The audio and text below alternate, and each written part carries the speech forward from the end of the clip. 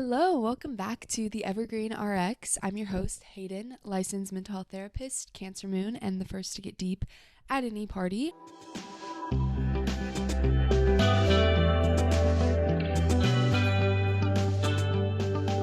Happy holidays, you guys. Merry Christmas if you celebrate. Happy holidays in general to all of you out there. I'm bringing this special holiday edition mini dose to you guys. I've got the Christmas tree and many other decorations that are out of sight for any of you watching. Feeling the holiday spirit and wanting to talk about something else that is, alive and well during the holidays, which is the potential to be triggered. And just overwhelmed in general, seeing family, going back to hometowns, not seeing family, feeling alone or feeling like you're moving through grief or, all the complex things that can come up at this time of year. So I was hoping to toss you guys out a mini dose just in the nick of time to help kind of add to this holiday toolkit. I have a previous episode on finding joy in hard times, mini dose 16, and also my recent episode with Lauren Larkin on dealing with body image and eating during the holidays and comments we may get. So this is just kind of another episode to put in the holiday toolkit to hopefully support you guys during this time, which can be very fun and very festive, and also carry some hardship with it and carry some things that we really have to deal with. So I want to focus on that and provide you guys some support. So I'm going to kind of break down what I mean when I'm referring to a trigger, being triggered. And then we're going to take it from like the preparing in advance, what you can do to prepare, what you can do to deal with in the moment response when you're feeling triggered, and then how you can reflect and process and take care after a moment of trigger. Because these moments are going to happen, you guys, like the holidays or not. We are going to have moments where we feel triggered, where we feel overwhelmed, when we feel out of our tolerance for whatever is happening, where we feel dysregulated. And so knowing how to prepare for moments like that, how to ideally decrease moments like that, and then also how to respond and process after the fact, I think can be really helpful because, just being human, it's going to happen sometimes. So I want you guys to have some tools. And so that's what you can expect in this little short and sweet mini dose. And again, some words of compassion for you. Like, this is a heightened time, and any person, a therapist, myself included, are going to have moments feeling activated, feeling reactive, feeling triggered. And so that's normal, and it's okay. It doesn't mean even that you're not having a good time or you don't love your family or you don't love the people you're with. It can mean that stuff sometimes, or, it can mean that there's more going on there. But it also can just mean that there's some sensitive areas for you or some things that you're working on or you're processing that aren't fully healed or processed yet, and then they get kind of poked on. It's like when a wound is still scabbing over, if you poke on it and pick at it, it's going to hurt more and it's going to be more sensitive. So first, I want to break down the difference between like a clinical definition of a trigger and a colloquial definition, because I hear this word thrown around a lot on the internet, and it's great that we have more education on triggers and nervous system regulation and trauma and all of that, but I want to be really clear what I'm talking about here. So the clinical definition is a stimuli that evokes a strong emotional or physiological response linked to a past trauma or stressor. So this is the kind of, trigger we're going to find getting activated with things like PTSD or developmental or complex trauma.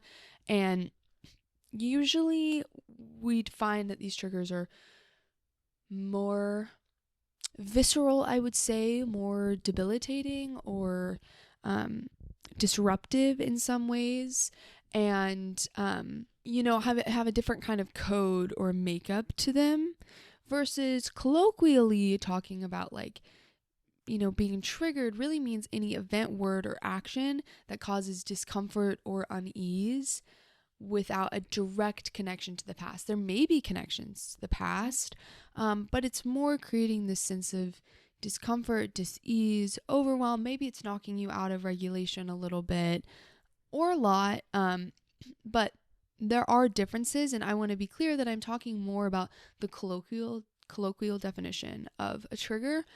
And if you find that you are experiencing moments of really intense or almost unbearable response, that I want you to know that you don't just have to cope with that you really deserve support and healing around that.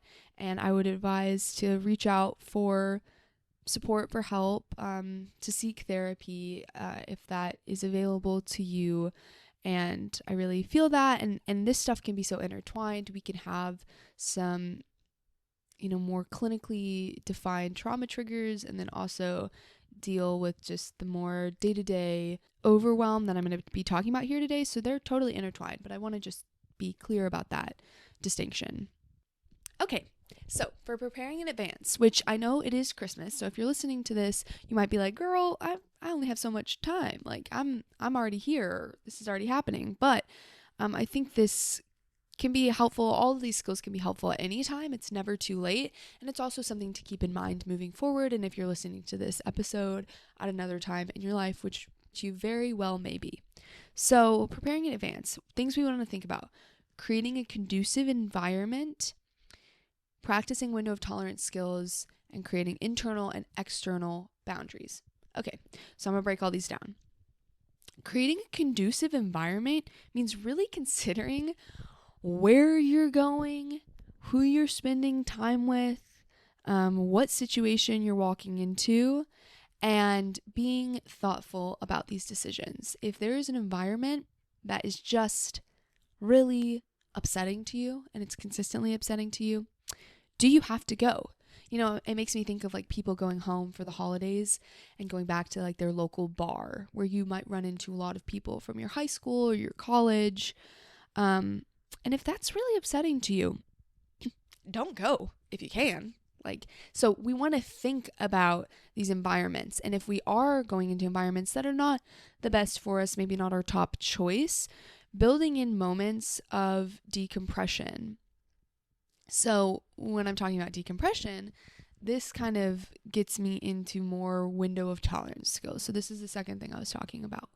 So window of tolerance, it's basically this idea like literally if you imagine a window, that when we're in that window, we usually feel pretty regulated, pretty calm or easeful. We have a lot of our abilities and skills accessible to us. Our emotions are within a more manageable range. But then we have things that can kind of push us out. Out the top of the window, out the bottom of the window, getting into hyperarousal or hypoarousal, which I'm not going to get into all that today, but you can look up an image of this if you want. But that's when we start to get what we call dysregulated, where we're going to like a fight, flight, freeze response. Some of our skills, some of our brain capacity might be offline. Our body is responding as if there's a threat. There's certain skills we can practice to help widen this window, to make it so that we are less easily pushed out of the window. So some exercises would look like breathing exercises, which can literally just mean like taking deep full inhales and deep full exhales. It doesn't have to be anything fancy, although it can be, and there's so many resources online for that.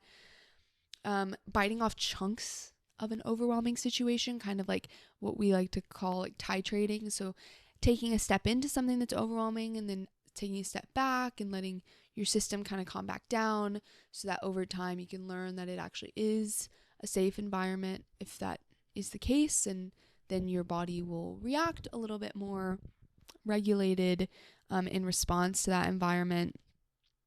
And so, those are things that we can kind of lean into to widen that window of tolerance, and also in moments where we can build in that decompression time, even if that means just going to the bathroom or going and grabbing coffee in the morning by yourself, doing some of those breathing exercises, listening to supportive music, repeating affirmations to yourself, all of that stuff is really helpful to kind of tap in with our body and remind ourselves that we actually are safe and it's okay. So then there's the internal and external boundary setting. So this really requires an awareness of what is tolerable for you. And again, being realistic. What actually is appropriate for you? How much do you feel that you have to give? This might differ than what people want you to be able to give, or the presence that they want to have from you. But you have to be honest with yourself if you're really wanting to show up the best way that you can when you are there, being clear about what is tolerable to you, what does feel comfortable for you, or manageable, and then setting those boundaries. So if it's not the most conducive environment for you and you decide that it would be better for you not to go, that is a boundary that you have to set and uphold. Even when you're getting pressured, really standing firm, like, no, I know what's best for me. I'm going to stay back, or whatever it may be. And looking at, what areas of control do you have? What parts can you make choices around that are best for yourself? Is there any way that you can bring in additional support? To know more on boundaries, I do have a Minidose 12 that's all about setting boundaries. So if this is an area you really struggle with, you might want to give that a listen, to really get clear on how to set these boundaries, how to uphold them and stay committed to them, even in the face of some of these like high pressure situations. Okay, so then it comes to in the moment response, which you guys might be needing this right now. This is like the really like apply it right now. We're in a moment of overwhelm. We're in a moment of trigger. What can I do? How can I recenter? So grounding skills, which you most likely have heard of before, probably because they really are effective. And especially when we're in a moment of being triggered, using your senses, using your body, looking around you, using sensory cues is one of the most effective and accessible things, because that's what's really important here is when we're triggered, we're not going to have everything accessible to us. The beautiful affirmation lists that we made, or the reframes that we've been able to create for ourselves on why we're doing what we're doing, or how it'll be okay, it'll pass. Some of that might not be available because when we're triggered, it's this full body response, and it takes over and it sets off a whole slew of things physiologically for us. So grounding is usually something that is more available, lower barrier to entry. So really relying on that, and nervous system regulation skills as well. So something like alternate nostril breathing or shaking up and down. Literally just go into a space where you'll be in privacy and shaking your body for like a couple minutes, jumping up and down, shaking it out, stimulating your vagus nerve, which is kind of an area that is responsible for helping with this regulation, turning on the parasympathetic system. You can do that through humming, through singing, cold exposure. If you're in a cold climate, go out, stick your hands in the snow for a second. Cold exposure is really good on bringing us right back down into the present moment. It's really hard to pay attention to anything when your hands are freezing fucking cold. What's great is during the holidays, maybe there's already some singing going on, and so you can really lean into that, knowing that it's going to help regulate and turn on that vagus nerve, help with vagal tone. And so those are some skills you can use to really bring it back down. First aid kit for recentering. If you do some of that and it feels like your brain's coming online a little more, you're feeling a little bit more regulated, we can work on some of the reframing skills. So catching catastrophizing thoughts or black and white thinking. One, to just know, like, that means that you are still dysregulated. When we're in that really black and white, all or nothing thinking, when we're catastrophizing, thinking it's going to be horrible forever, or everything's fucked, or, we're just screwed and miserable and it's never going to get better.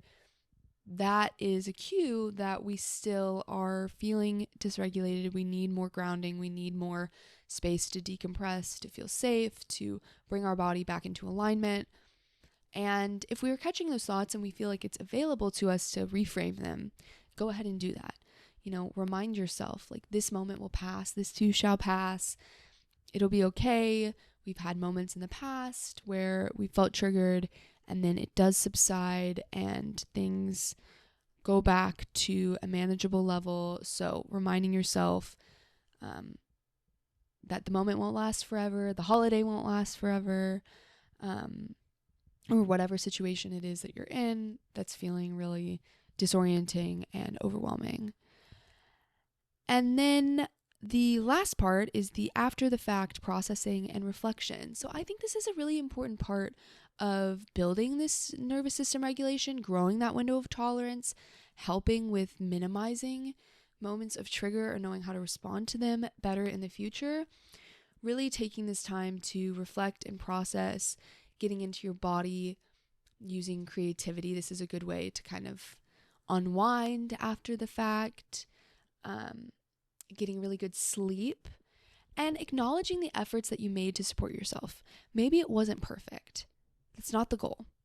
But what did you do this time that showed yourself you were really making an effort to help, to reach out for support, to do what you needed to do to make it a little bit better? And what worked? What didn't?